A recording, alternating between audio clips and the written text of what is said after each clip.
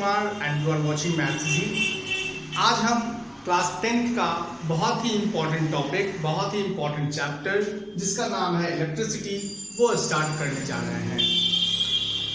पहली बार जो आप मेरे चैनल पे आए हैं तो इस चैनल को जरूर सब्सक्राइब करें, वीडियो को लाइक करें और अपने दोस्तों के साथ ज़्यादा से ज़्यादा इस वीडियो को शेयर करें। आज हमारा पहला क्लास है क्लास 10th का। इसी तरह से आगे भी आपको वीडियोस सब मिलते रहेंगे। तो आज हम लोग पढ़ने वाले हैं इलेक्ट्रिसिटी को। उससे पहले हम लोग थोड़ा सा बस केमिस्ट्री, वैसे फिजिक्स का ये चैप्टर है, थोड़ा सा बस हम केमिस्ट्री को जानेंगे अभी थोड़ा सा पहले। सबसे पहले हम लोग जानते हैं कि एलिमेंट क्या होता है, जान रहे हैं कि एटम्स क्या होते हैं, वो सब सभी चीज जान रहे हैं। और एटम्स के अंदर क्या क्या चीजें होती हैं, इलेक्ट्रॉन्स, प्रोटॉन्स और न्यूट्रॉन्स होती हैं।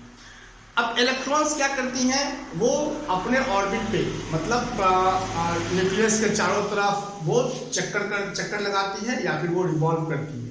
तो इलेक्ट्रॉन जो फ्लो करती है किसी भी कंडक्टर के से, जो इलेक्ट्रॉन जब फ्लो होती है, तो इलेक्ट्रॉन फ्लो होना मतलब चार्ज का फ्लो होना।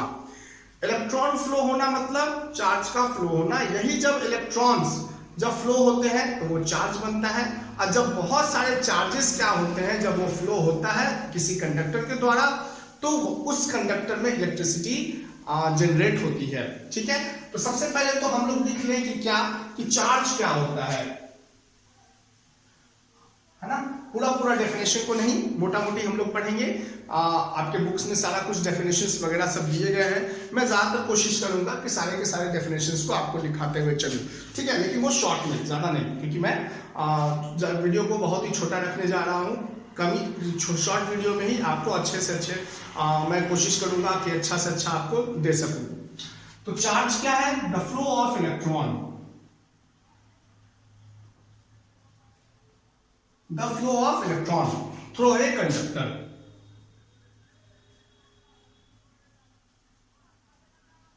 किसी कंडक्टर के द्वारा किसी चार्ज का फ्लो होना, या फिर किसी कंडक्टर के द्वारा इलेक्ट्रॉन्स का फ्लो होना, उसी को हम लोग क्या बोलते हैं, चार्ज बोलते हैं। चार्ज की जो SI यूनिट होती है वो होती है कूलम। ठीक है, चार्ज का जो रिप्रेजेंट करते हैं या फिर सिंबल जिसको बोलते हैं, चार्ज को रिप्रेजेंट करते हैं, या फिर इस चार्ज की जो सिंबल होती है वो क्या होती है, Q होती है। हम लोग Q से चार्ज को लिखते हैं, डिनोट करते हैं। और SI यूनिट क्या होती है, कूलम, जिसको हम लोग C से भी लिखते हैं। ठीक है, कोई दिक्कत है इसमें। अब इलेक्ट्रिसिटी क्या होती है, द फ्लो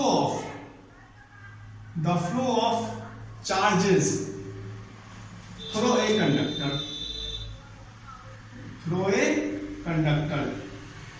चार्ज क्या होना, चार्ज का फ्लो होना, इसके द्वारा, किसी कंडक्टर के द्वारा।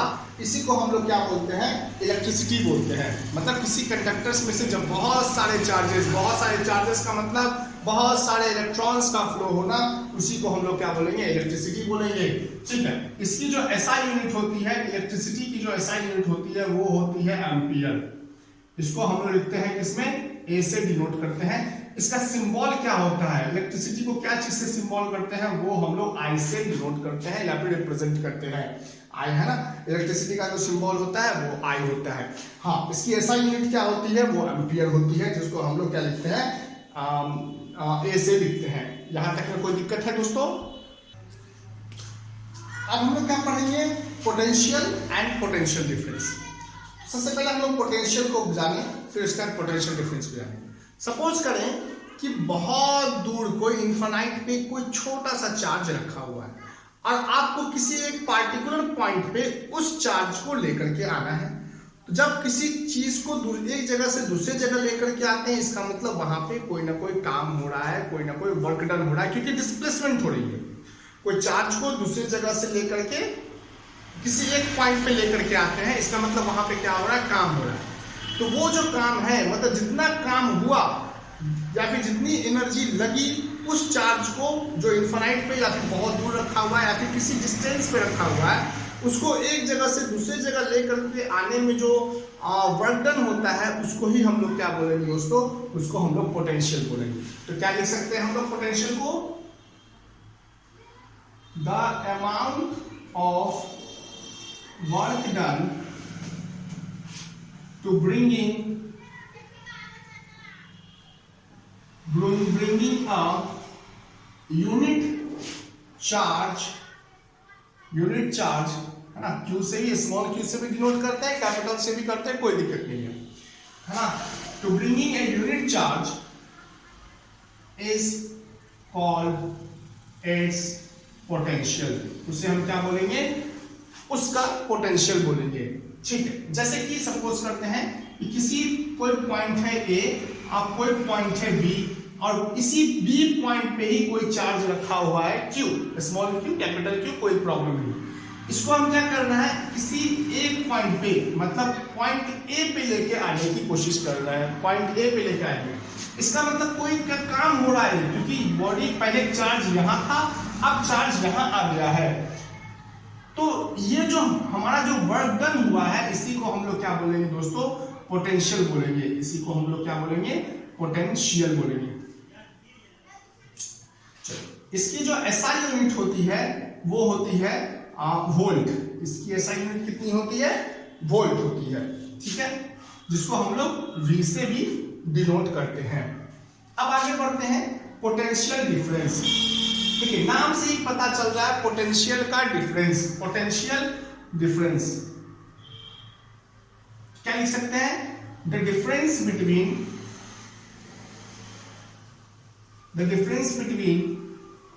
to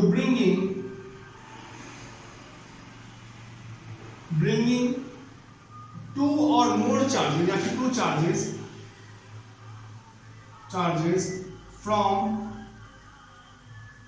from any point to a specific point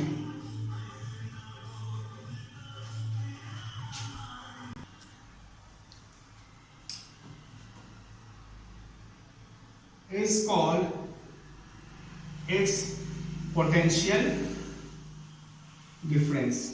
उसे हम क्या बोलेंगे, उसे हम potential difference बोलेंगे। The difference between to bringing the two charges from any point to a specific point is called its potential difference। मतलब potential difference को हम लोग PD से भी लिखते हैं। potential difference मतलब क्या हो गया, ये हम लोग लिख सकते हैं डेल्टा V। डेल्टा V का मतलब चेंज, मतलब क्या लिख सकते हैं, V final minus V initial. Potential difference minus final potential difference minus initial potential difference, यही हमारा क्या होता है, पोटेंशियल डिफरेंस होता है। इसकी भी सेम ऐसा यूनिट होती है जैसे पोटेंशियल की होती है, इसकी ऐसा यूनिट क्या होती है, वोल्ट होती है, और इसे हम V से डिनोट करते हैं। ठीक है दोस्तों, अब हम लोग पढ़ने वाले हैं close and open circuit. Circuit का मतलब पाथ, सर्किट का मतलब पाथ, मतलब एक ऐसा पाथ जिससे इलेक्ट्रिसिटी फ्लो होती है, उसको हम लोग बोलेंगे क्लोज सर्किट। और एक ऐसा पाथ या फिर एक ऐसा सर्किट जिससे इलेक्ट्रिसिटी फ्लो नहीं हो सकती है, उसे हम क्या बोलेंगे, ओपन सर्किट बोलेंगे। ठीक है, तो हम लोग क्या लिख सकते हैं क्लोज सर्किट के बारे में,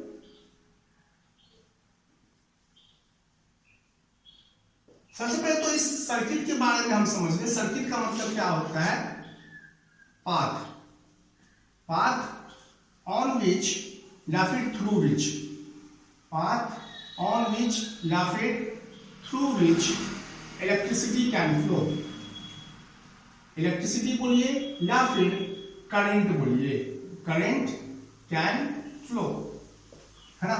एक ऐसा पाथ जिससे इलेक्ट्रिसिटी या फिर करंट क्या होगी, वो फ्लो होगी, उसको ही हम लोग क्या बोलेंगे, सर्किट बोलेंगे। ठीक है, बहुत अच्छा। तो क्लोज सर्किट क्या होता है, close circuit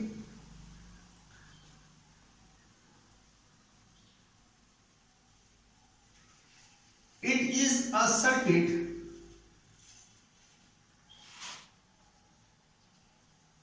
through which electricity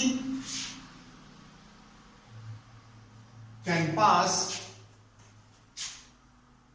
है ना। एक ऐसा सर्किट जिससे इलेक्ट्रिसिटी पास हो सकती है, उसे हम क्या बोलेंगे, क्लोज सर्किट बोलेंगे। ठीक है, जैसे कि क्लोज सर्किट है क्या, फॉर ये डायग्राम बता दें अगर, तो इस तरह से हो सकता है।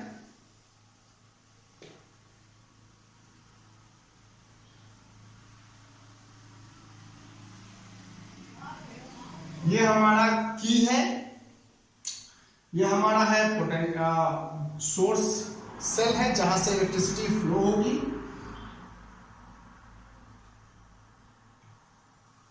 करंट क्या होगा, फ्लो होगा।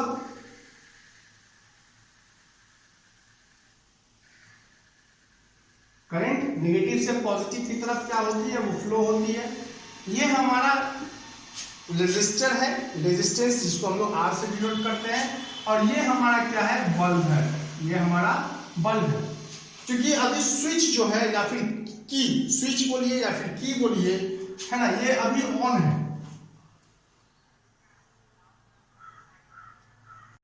स्विच बोले या फिर की बोले, ये अभी हमारा ऑन है, जिसके वजह से ये जो बल्ब होगा, ये हमारा क्या है, एक बल्ब है। बल्ब है वो क्या करने लगेगा, ग्लो करने लगेगा।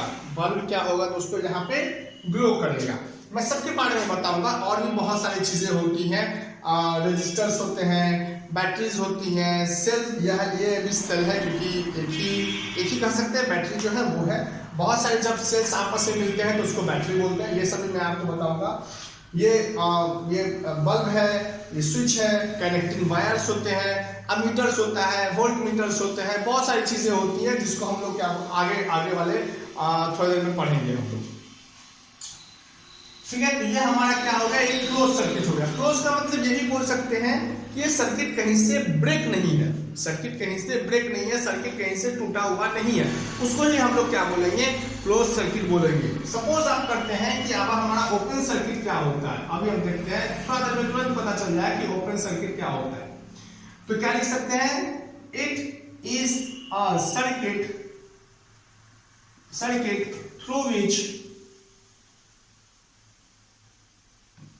through which electricity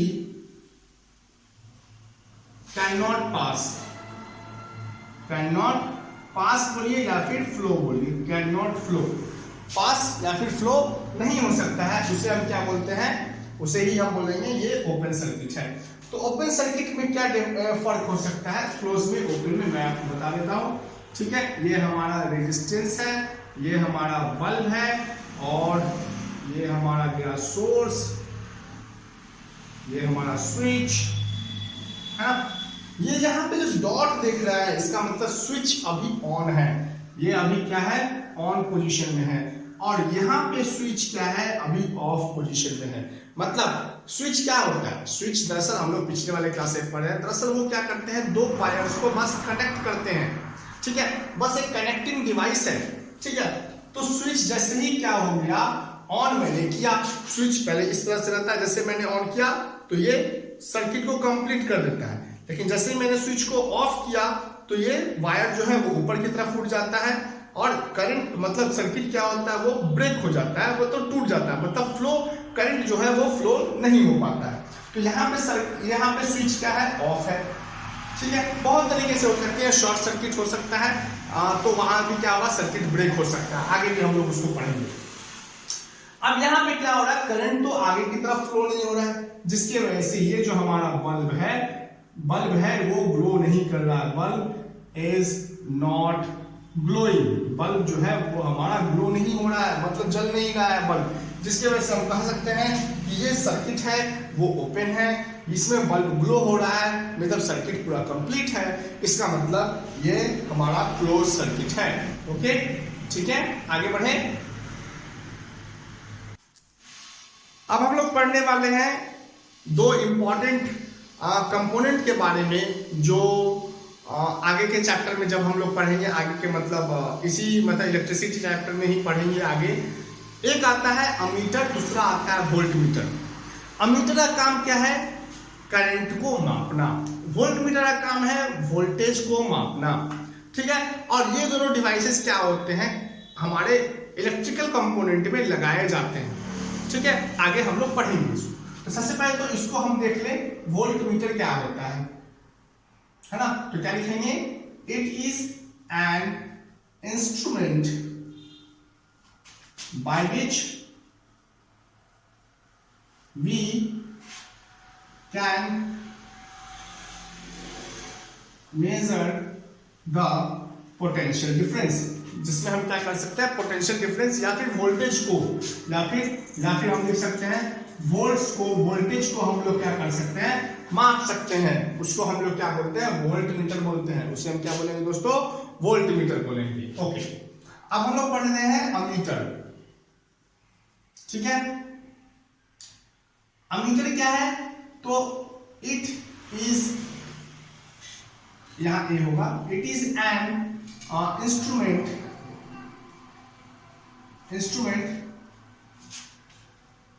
एन ही होगा, it is an instrument by which we can measure the